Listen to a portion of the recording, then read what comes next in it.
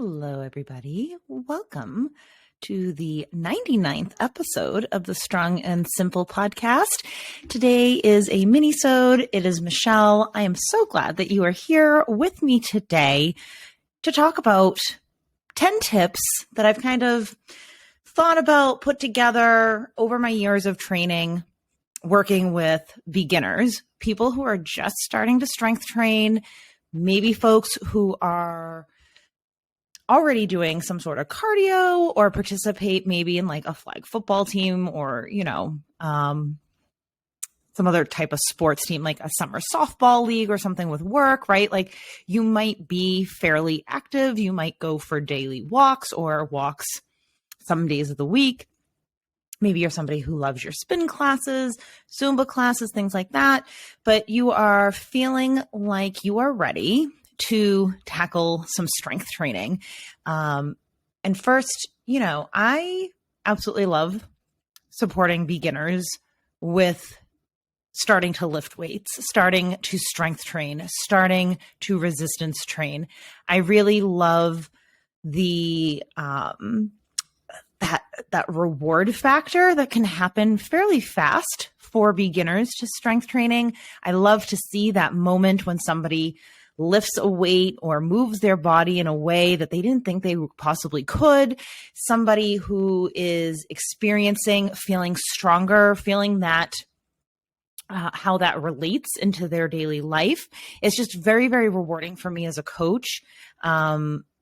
It's rewarding for me when I see any of my clients accomplishing goals, feeling successful, right? Working through challenging plateaus or sticky times, right? Those are all rewarding, but there's something especially wonderful about the beginner's journey. Those first steps, that first time, those first few times, that's really just, I love to be there when folks are experiencing that. So anyways, if you are somebody who has had me as a coach and when you were a beginner, whether you were a brand new beginner to strength training in general, or you were beginner with kettlebells or barbells, thank you so much for trusting me as part of that journey for you. I know that that's kind of a cliched term at this point, but I'm not really sure what else I would call it because it is a journey with really no end. It's an ongoing, ever evolving fun journey, right?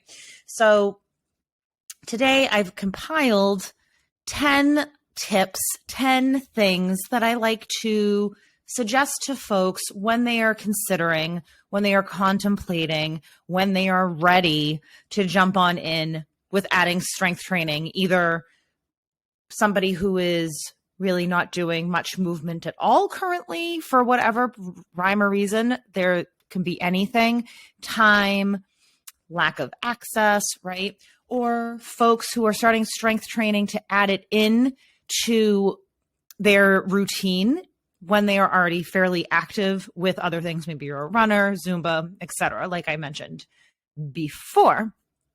And my first suggestion is to start small, and it can be very tempting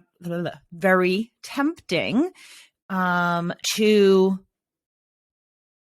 do all the things all at once. And for most people getting started with strength training, 2 to 3 full body workouts that hit the big 6 movements, and we're going to get into that in the next point, is going to be sufficient for you to feel progress, to maybe see progress if that's what you're looking for, and to begin to get more comfortable moving your body around in these sort of resistance movements. There are other ways to structure your workouts. You could be doing upper body splits, push-pull splits. There's all different ways of organizing workouts, like programming throughout a week, throughout a month, throughout 3 months. However, when you're just getting started, 2 to 3 full body workouts that kind of hit all of those points are going to be sufficient to get you going. And it's much more likely that 2 to 3 days a week is going to be much more sustainable because you're going to be able to be more consistent with those 2 to 3 days than trying to go 5 to 6 days, especially if you are already doing some sort of cardio based training and or yoga based training and or Pilates type thing. And this is something you're adding into the mix. So starting small. This is directly related to point number 2. Don't worry about all the minutia. Really just start and focus on the basics. And I know there is a ton of information out there in the interwebs, on social media, on YouTube. There are all sorts of do-it-yourself programs for quote unquote beginners. There are all sorts of follow-along workouts for beginners. There are all sorts of posts and on Pinterest, right? And I just want to caution you that a lot of times out there in the wild world of the internet, a lot of things that are labeled as beginner might meet you where you're at, but they might also not actually be beginner-based workouts. I'm just going to say that. So that's another topic for another day, is kind of how to, we'll get into it a little bit. But anyways, don't worry about the minutia, all right? Find a workout, again, 2 to 3 full body workouts that are focusing on the fundamental movement patterns.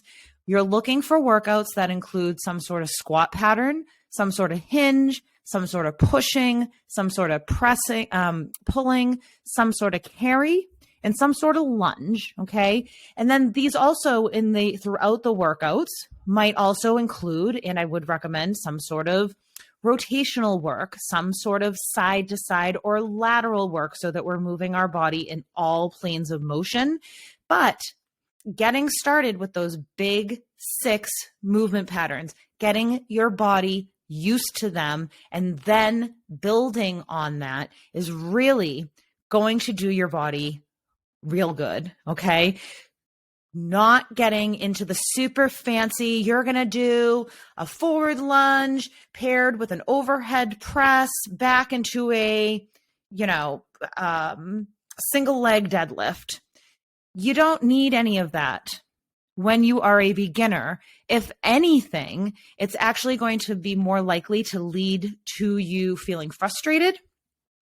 So when you feel frustrated, you're less likely to implement, you're less likely to be consistent, making it not as sustainable. And also when you are a beginner, if you're moving in these movement patterns that are very complicated like that, you're not really teaching your body how to move in those movement patterns in a safe and efficient way to really maximize the potential benefits of those exercises, okay? So start small and don't worry about the minutia. Keep it with the basics. And for 2 to 3 months, focusing on those basics, 2 to 3 full body workouts a month, you are going to make progress. Okay.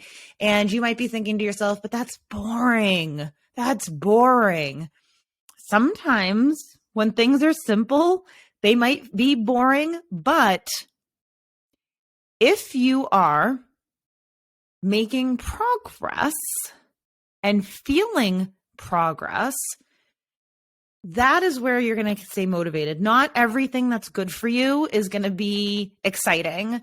And I mean, even as somebody who lifts some pretty substantial weight on dumbbells, who can, I've been practicing, I've been working my way up to this.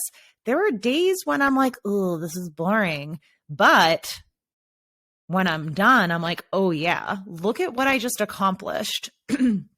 So that feeling is where that motivation continues, right? So other ways to keep your motivation up, but start small. Don't worry about the minutia. And that leads us into keeping track of your progress. Okay. I highly recommend, and I know it might be very uncomfortable when you're just getting started, especially if you're feeling a certain way about your body and how your body moves and you feel very judgy about your body.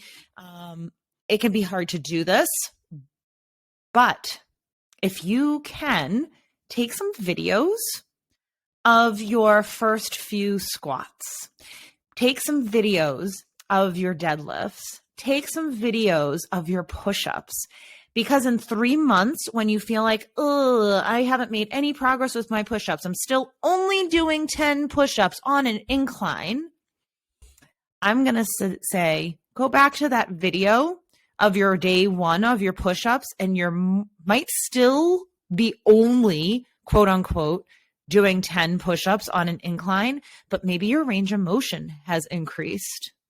Maybe your power on the actual push-up has increased. Maybe you now have more control. Maybe that plank position, you're able to better hold your body and control that motion. Those are all signs of progress that we don't necessarily notice over time unless we have that video to look back on. So if that's something that you're comfortable with, I do think that that's a wonderful way to, have these are probably be the only transformation type videos that I think are pretty cool to look back on, right? But obviously, if that's going to cause you to feel a certain way or whatever, don't do it. But if anything else, keep track of your data. All right. So your day one, you have push-ups. I'm just going to use push-ups as the example here throughout this episode. You have push-ups. And on day one, you were able to do 5 push-ups, chest to the counter. You're on an incline, you're at your kitchen counter, and you're able to do 5 push-ups on the counter, day one.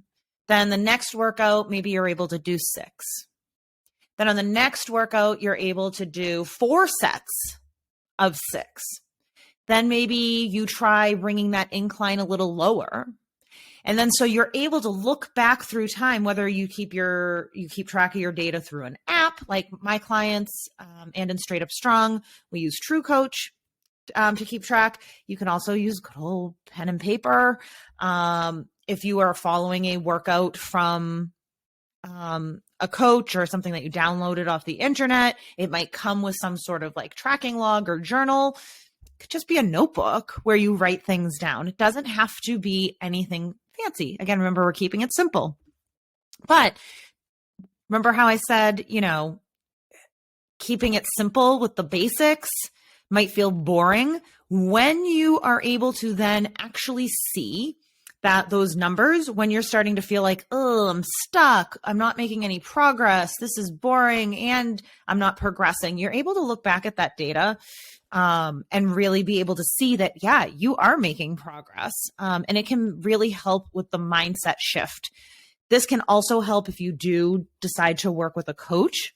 Give your coach an idea of where you're at, especially if you have those videos, because then they can give you some feedback to make your movements more efficient, more powerful, feel stronger. Sometimes just a little tweak in our body positioning or using some props or supports can really help us to make that progress. So there's tip number 3. Number 4, find a coach who meets you where you're at. And again, I know that having a coach is not accessible to everybody. But if you can find somebody even in a group program like Fitness Academy for Beginners, which I'm going to plug it here. Next cohort starts March 8th. It is mine and Coach Tina's 6-week course for beginners to strength training. We have a live session each week, plus homework in True Coach where you get to practice, you get to communicate with us, and we walk you through those big 6 movements so that you are able to practice them, so that you feel more confident being able to pick any workout program, whether it's Straight Up Strong or you go into a group fitness class, a body pump class or something like that, and feel more comfortable and confident moving your body with weights and knowing some variations that are meeting you where you're at. That being said, you're going to want to, if you are going to look for a coach or a program like Fitness Academy for Beginners, you want to find a coach or coaches who actually really do enjoy working with beginners. And when you're looking for somebody, I think it's fair enough to ask that person, what's your experience working with beginners? How do you feel about somebody who's never lifted, like working with somebody who's never lifted a weight before or hasn't in a really long time, right? So finding a coach who's going to meet you where you're at, make you feel more comfortable to move your body, and so that you feel comfortable communicating about what feels good, what doesn't feel good. And when something doesn't feel good, a coach who is going to work with you to find a variation that does feel better. And I don't mean not challenging, because of course, if you've listened to any of the episodes before about progressive overload, our body gets stronger. We build muscle when we are challenging our body, and we have to constantly be progressively challenging our body to make that change, right? So when I'm saying somebody who's going to meet you where you're at doesn't mean they're going to like make it just so easy that you're not going to progress. But if you're having pain in your knees when you're squatting, perhaps they're going to have you do box squats or lower the load, right? They're going to help you make adjustments so that your knees feel better when you're in that movement. Also find a coach who will refer you out if something is painful, because that is out of your scope. As a personal trainer, as a personal trainer and coach, I am not a physical therapist. I am not a doctor. I can't diagnose, right? So find somebody who's also comfortable and confident enough to refer you to the appropriate providers. So that being said, number 5, I do think it's really important to really practice these movement patterns with your body weight and dumbbells or kettlebells before you kind of start moving into barbell work. Because when you start working with a barbell, those are just more advanced movement patterns, basically because of where the bar is. First of all, you really want to make sure if you're working on deadlifts, that you really have that hinge pattern down really strong, using your body weight, using lighter weight, and then working your way up. Because when you have that barbell in front of you, you want to make sure you have that lat control so that the bar is not floating out in front of you. The bar, most bars are 45 pounds. I think some of the smaller bars are 35. So that's, you're going to get to that point in that strength fairly quickly. Most folks will get to that strength fairly quickly. But you want to make sure you know the movement patterns and your body knows the movement patterns with body weight and dumbbells or lighter kettlebells, and then working your way up. I particularly love to teach the hinge, the deadlift pattern using kettlebells. I think that they are super useful tool for helping folks learn that pattern. So when you are looking for somebody to help you get started, really looking to start practicing those movement patterns with body weight and or lighter weights, dumbbells, kettlebells first, and then working your way up to barbells if that is something that you are interested in. Now, some folks are going to move on that trajectory much more quickly. Some folks are going to need more practice. Everybody's an individual. Again, this is why having somebody to guide you can be really, really useful. Okay. Next would be wary of fitness entertainment. This kind of loops into those really fancy workouts that are like, we have a modifier in this workout, but you're still going to do, work on your balance. You're going to do single leg squats on a Bosu ball to a press, but with resistance bands. You don't, when you're a beginner, need all of that. I don't even think you, in my personal opinion, need all that when you're intermediate or advanced. But being wary of programs that are promising fast results with fancy movements if you are a beginner. Okay. As you get more comfortable moving your body under resistance with weights or with your body weight, and you want to try some of those fancier programs, you're probably going to have an easier time of it. I still don't think that there's necessarily a ton of value to many of them, but sometimes, depending on what it is, could have some sort of benefit, especially if it keeps you moving and grooving. But in the beginning, be wary of like that real fitness entertainment. This goes with the next one, which is beware of shiny object syndrome. And this kind of loops back to where we were talking before. If you start to get frustrated after a month or 2 months or even 3 months, really giving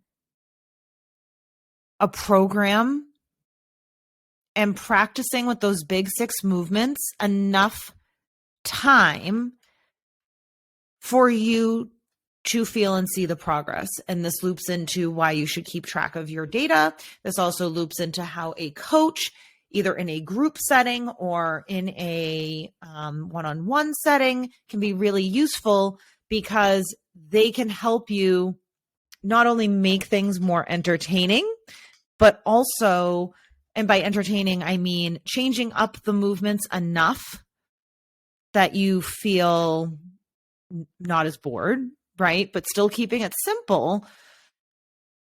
But if you are just program hopping from one program to another every month, you're less likely to get the results that you want. Find something and give it the 3 months. And I know there's a lot of coaches out there who have a minimum requirement of working with them of 3 months. I don't personally do that because if we're not a good fit, we're not a good fit. But I do think that there is value to that for you to really give it a real solid go. Okay, a real try. So give yourself enough time, avoiding that shiny object syndrome every time something new and improved comes out. Because honestly, it's probably not that new and improved. And if you're a beginner, you want to stick with those basics. Okay, I'm going to be honest here.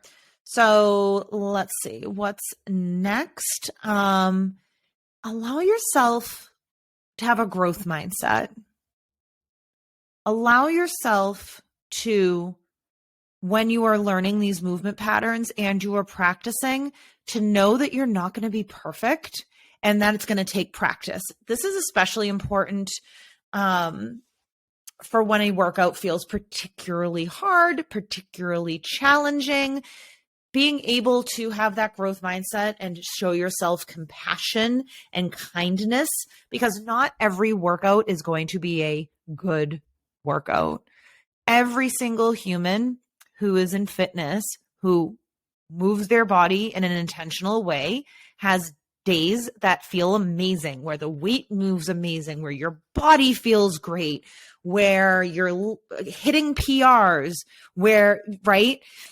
And then everybody has days where they feel creaky, things move really slow, you're not getting the power, maybe you're not even you're not hitting the lifts or the numbers that you were a week ago, the last time you did this workout. You feel like you're sliding backwards.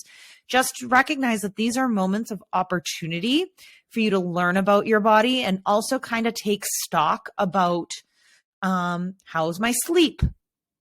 How's my stress? How has my activity level been? This is particularly important for folks who are doing other like cardio activities. Did you just hit 3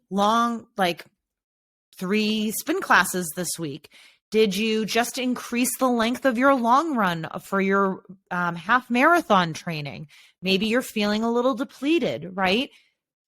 Having a growth mindset allows you to kind of take stock of those things, and experiencing that shitty strength session as an opportunity to learn about what's happening for you in your body, right? And that's really important so that you can help stay consistent. This flows into number 9. Let your ego take a back seat.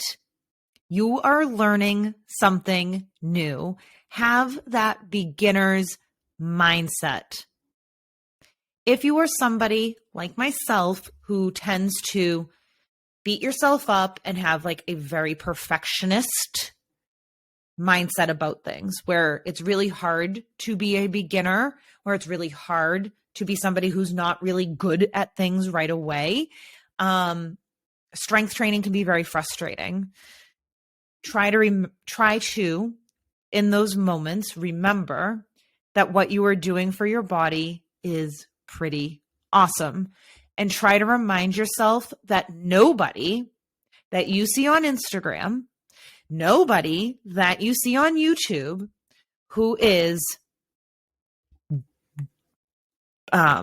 just crushing 4 sets of 15 push-ups, who's crushing a 300-pound deadlift, who's doing 100 snatches with a 16K kettlebell in 5 minutes. None of those people were able to do that on their first workout. Nobody was able to do that on their 3rd month of workouts, on their 3rd month of strength training. Everyone had to practice to get to that point. So try to check your ego and again, have that growth mindset to reframe when you're not necessarily good at this right away, or when you're not lifting as much weight as you think you should be lifting right away. Okay? I promise you, the more you practice, the more confident you're going to feel in these movements, and you will get stronger, whatever that means for you and your body. Okay? And lastly, number 10, have fun and enjoy the process. See, all 10 of these kind of interweave with one another. And I think that that's important because, again, we know strength training is really good for our bodies. We know strength training is good for our mental health, right? But that knowledge can only take us so far if we feel frustrated by the process. Not every time, you're not always going to feel like you want to work out. You're not always going to feel like your workout was fun or great, but try to make it as much fun and enjoy the process as possible. If you're someone who really enjoys to work out alone, or that's like your me time, find a podcast or an audiobook or a specific album. That's what you listen to when you are working out for you, right? Find whatever's going to help, keep that process. I'm going to use the word motivating for you. Something that's special that you only do during that workout time, right? That might make it fun. If you're someone who likes to train or be around other people, and maybe this is your social outlet, find a small group training situation, or see if you have a friend. Maybe lots of coaches like to do 1-on-2 or 1-on-3 type of training sessions, right? Find someone who can jump on a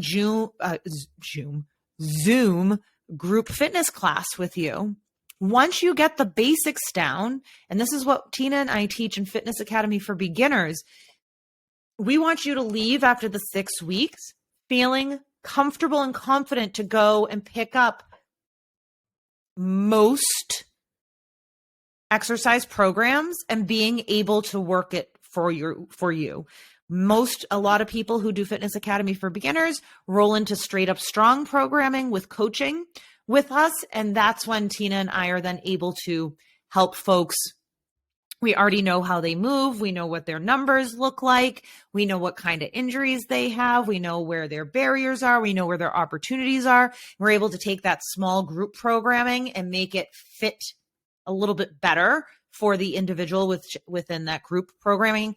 That's what Straight Up Strong with coaching looks like. And then a lot of folks then eventually go on to Straight Up Strong DIY, which is do it yourself. That's how we want people to feel after Fitness Academy for Beginners, whether you roll into Straight Up Strong or you roll into another coach's program, or you're able to go to your local boot camp, group fitness class, whatever that is, that you're comfortable doing your squats, hinges, pushes, presses, carries, lunges, and being able to know what is challenging for you and where you need to find a different variation and feel comfortable being able to advocate for yourself for that in those situations. So, how to start strength training, whether because you have never done it before, because you are restarting after a really long time, if you are either not really active at all right now, or you're somebody who's active doing more cardio-based movements or yoga, Pilates type classes, situations, and you want to start strength training. These tips can work for you in any of those situations. 1, start small. Aim for 2 to 3 full body workouts a week. You could probably do them in about 30 minutes or less, to be honest. 40 minutes with your warm up and cool down. 2, don't worry about the minutia. Don't worry about these, splits and rep ranges and set ranges. Just move your body. Squat, hinge, push, pull, lunge, and carry. Keep track of your progress. If you are comfortable videotaping yourself, I really recommend it. Even if you don't watch them right afterwards, you can throw them into your Google folder or iPhone folder or whatever and not even look at them forever, because someday you might want to look at them. I highly recommend that. If you're not comfortable with that, that's cool too. But I really implore you to keep track of the data, like the numbers, so that you can see that progression over time, especially for times when you feel like you're not making progress. Find a coach who meets you where you're at. Be wary of fitness entertainment. Start by practicing with body weight and or dumbbells, and then work your way up to barbell work when you're ready for it. Lead with a growth mindset. Let your ego take a back seat. Beware of shiny object syndrome or program hopping. And most importantly, have fun and enjoy the process. Okay, so those are my 10 tips for you if you are looking to start strength training. And again, Fitness Academy for Beginners, our first session starts on Wednesday, March 8th. This is a program that was specifically designed for folks who have never touched a weight and or it's been a very long time. And over the course of 6 weeks, we walk you through squatting, hinging, pushing, pressing, lunging, and carrying. We have a live session once a week on Wednesday nights at 7:00 Eastern Standard Time. There is a recording that goes out if you're not able to make the live session. And there is also a practice workout for you to do on your own. It's usually programmed in for Saturday or Sunday. And then Coach Tina and I are able to go in and check on that. Folks send us videos through the app. You don't have to if you don't want to, if that's not something you're comfortable with. But if you want that kind of feedback, we're able to give that to you before the next session. And this course is very, very thoughtfully designed to spiral back and continuously build on itself so that you're always re-practicing, relearning, solidifying the skills from the previous weeks as you learn the new stuff. So I designed this with my teacher hat on. It's also differentiated. We cap it at 10 folks so that we can keep it nice and small, so that we really get to know you, so you really get to know us, so you have that opportunity to ask us questions. And the folks who have come through Fitness Academy for Beginners have had really, really great results with feeling more comfortable and confident with strength training. And like I said, many folks then continue with us in Straight Up Strong and or go off into the world and find other strength training opportunities where they feel comfortable. So if this is something that you are interested in, please use the link in the show notes or go to straightupstrong.com/fab, F as in Fox, A-B, straightupstrong.com/fab. And you'll find all the information there. You can register for it there. We start March 8th. We only have 10 slots. We have filled all our slots in the past few rounds, our past few cohorts.